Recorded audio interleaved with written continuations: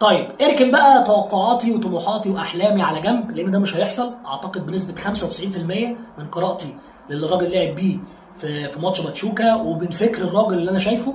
فالراجل هيلعب 4-3-3.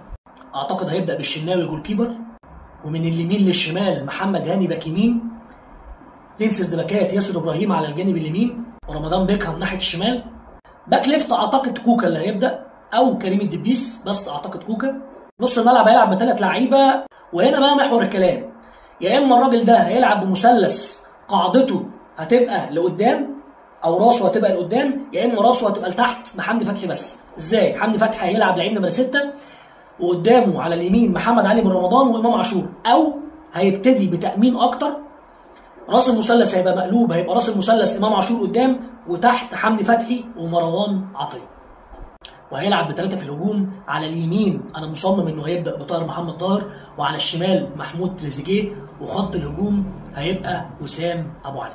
وربنا يستر يا عم ريبيرو وما توريناش تشكيله ثالثه غير اللي احنا قلناها دي خالص. وسيبك مني ومن ريبيرو وقول لي توقعاتك انت للتشكيل المناسب للنادي الاهلي قدام انتر ميامي، اكتب لي في التعليقات.